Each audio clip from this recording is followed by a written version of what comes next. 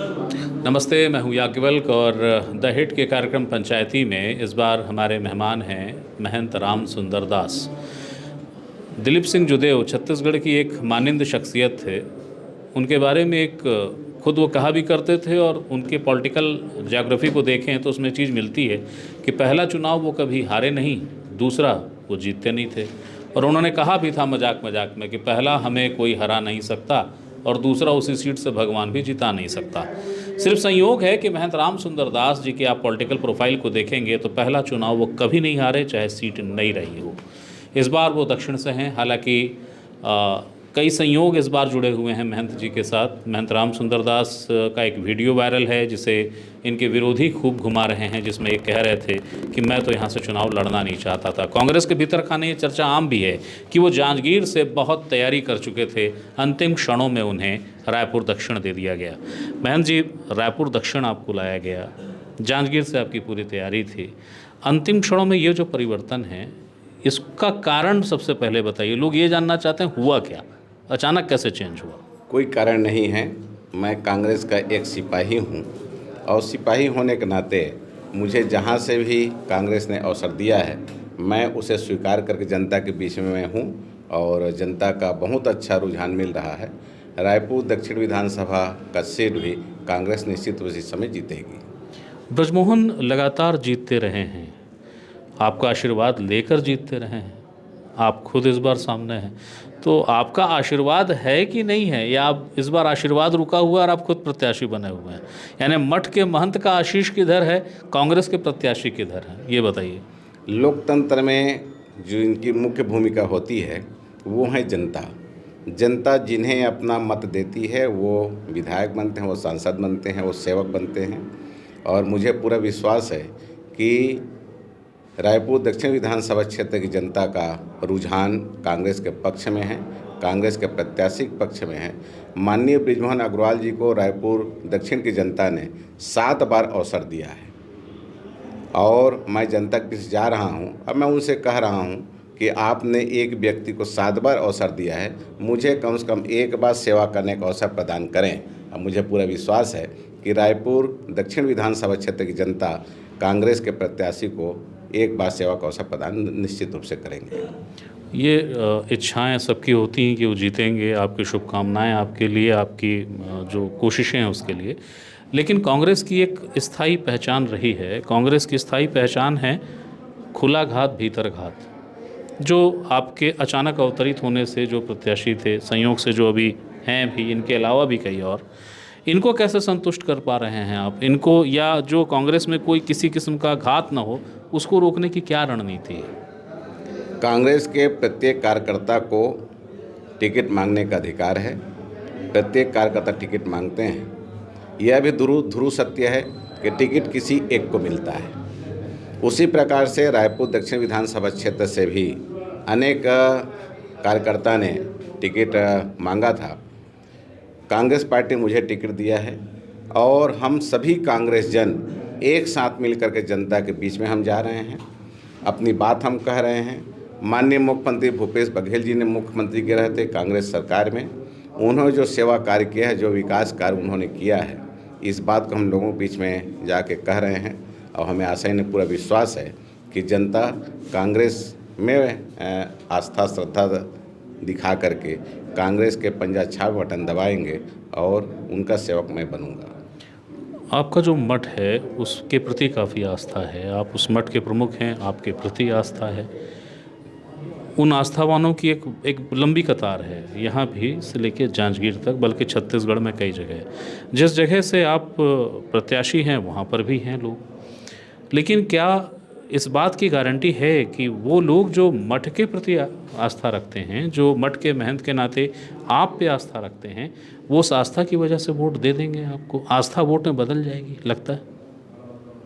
देखिए, रायपुर दक्षिण विधानसभा क्षेत्र जिस क्षेत्र में है उस क्षेत्र में मठ मंदिर बहुत हैं। तालाबों की नगरी मठ मंदिर नगरी कहा जाता है उस क्षेत्र को। पुराना रायपुर यही है। भारतवर्ष के विभिन्न धार्मिक स्थानों से संत महात्मा जब आते हैं तो रायपुर की इस क्षेत्र को छोटी अयोध्या के रूप में वो लोग कहते हैं कि यह छोटी अयोध्या है। क्योंकि जितने भी प्राचीन धार्मिक स्थल सब यही हैं। चाहे आप धुआधारी मठ को लीजिए, दत्तात्रेय मंदिर को लीजिए, बिरंची नारायण मंदिर को लीजिए, बुढ़ेश्वर मंदिर, शीतला मंदिर, महामाया मंदिर, श्री जैतू साव मठ, गोपीदास मंदिर, प्राचीन बावली का हनुमान जी का मंदिर, रायपुर का सबसे प्राचीन जगन्नाथ जी का मंदिर टूरी हट्टी पुरानी बस्ती में है, गोपीदास मंदिर, गोपाल मंदिर, आपका लाखे नगर का टिल्लू चौक का श्री राम मंदिर, ये जितने प्राचीन धार्मिक स्थल हैं यह रायपुर दक्षिण विधानसभा क्षेत्र में है। हमारे संत महात्मा इसे छोटी अयोध्या के नाम से जानते हैं, लेकिन माननीय बृजमोहन अग्रवाल जी 7 बार वहाँ से विधायक होने को उनको सौभाग्य मिला है, लेकिन छोटी अयोध्या के रूप में वहाँ का विकास नहीं हो पाया। बुनियादी सुविधाओं की आज भी कमी है। तो जनता चाह रही है कि संत महात्मा जब उस क्षेत्र को छोटी अयोध्या के रूप में मानते हैं तो उसका विकास ही वैसी हो। मैं लोगों से आग्रह यह करना चाहता हूँ कि मुझे एक बार सेवा का अवसर प्रदान करें, तो निश्चित रूप से जो हमारे संत महात्मा उसे छोटी अयोध्या कहते हैं तो उसके अनुरूप विकास करने का निश्चित रूप से प्रयत्न किया जाएगा। आखिरी सवाल है, थोड़ा चुप सकता है क्योंकि विपक्ष इसको आरोप की तरह ले रहा है, बोलता है। आप गौ सेवा आयोग के अध्यक्ष थे। छत्तीसगढ़ की भूपेश सरकार ने बहुत सारे गौठान बनाए और उन गौठानों को लेकर बीजेपी हमेशा आक्रामक रही। कई मवेशियों की मौत की सूचनाएं आई, आपका मौन बना रहा। बीजेपी इसको सवाल और आरोप दोनों के साथ आपके ऊपर थोपती है, इस पर कुछ कहेंगे? निश्चित रूप से माननीय मुख्यमंत्री भूपेश बघेल जी जब से मुख्यमंत्री बने या उससे पहले भी माननीय मुख्यमंत्री ने कहा था कि नरवा गरुआ घुरुआ बारी, छत्तीसगढ़ की है 4 चिन्हारी। इस बात को भूपेश बघेल ने तब कहा था जब प्रदेश कांग्रेस कमेटी का मुखिया हुआ करते थे, उस समय मुख्यमंत्री नहीं थे। माननीय भूपेश बघेल जी के इस बात को सुन करके छत्तीसगढ़ के लोगों को बहुत अच्छा लगा और उन्होंने पूर्ण बहुमत में कांग्रेस सरकार बनाई। मुख्यमंत्री भूपेश बघेल जी बने। जब से मुख्यमंत्री बने उस समय उन्होंने केवल गौ माता के लिए ही नहीं, उन्होंने भगवान राम के विषय में भी कार्य किया। भगवान राम को, मर्यादा पुरुषोत्तम राघवेंद्र सरकार को माता कौशल्या ने 9 माह तक अपने उदर रख करके इस धराधाम पर जिन्होंने अवतरण दिया, उस माता कौशल्या का विश्व का एकमात्र मंदिर चंदखुरी में है। उसको विकसित करने का, उसको जीर्णोद्धार करने का कार्य माननीय मुख्यमंत्री भूपेश बघेल जी ने किया। आरोप लगाना बीजेपी का धर्म है क्योंकि विपक्ष में है, लेकिन जितने भी गौशाला छत्तीसगढ़ में संचालित हैं, एक भी गौशाला में ऐसा कहीं कोई घटना नहीं हुआ कि एक गौ माता का हताहत हुए हों। इस बीच कोरोना काल भी आया, लेकिन एक भी गौशाला में कहीं किसी प्रकार कहीं कोई घटना दुर्घटना नहीं हुई। सारे दुकान बंद थे, सब चीज़ बंद था। हम लोग एक साथ बैठ के मीटिंग भी नहीं ले पा रहे थे, लेकिन परिभ्रमण के माध्यम से हमने सारे सदस्यों का बैठक किया और उसमें हमने सारे गौशालाओं को समय पर अनुदान पहुंचाया। एक भी कोई घटना नहीं हुई, लेकिन मैं पहले भी कहा बीजेपी विपक्ष में है, विपक्ष भूमिका धर्मों न मना अपना कर रहे हैं।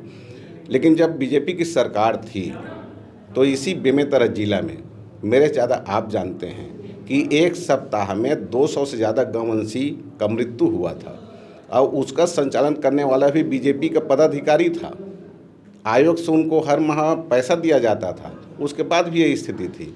ऐसी स्थिति कांग्रेस सरकार में किसी भी गौशाला में नहीं हुई है। हालांकि मैंने कहा था आखिरी सवाल है, लेकिन आपके एक जवाब से एक प्रश्न कौंधा। आपने कहा ये मिनी छोटी अयोध्या कही जाती है।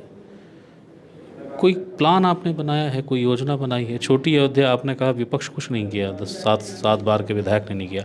आप क्या करेंगे, कुछ बता सकेंगे? निश्चित रूप से जब हमारे संत महात्मा छोटी अयोध्या कहते हैं, और यह बात बिल्कुल सही है कि जितने भी धार्मिक प्राचीन मठ मंदिर हैं वो रायपुर दक्षिण विधानसभा क्षेत्र में ही हैं, तो उसके विकास के लिए, उत्थान के लिए, प्रगति के लिए कार्य किया जाएगा। और मूलभूत सुविधाओं की आज भी कमी है रायपुर दक्षिण विधानसभा क्षेत्र में, तो उस मूलभूत सुविधाओं जो कमी है उसकी पूर्ति की जाएगी।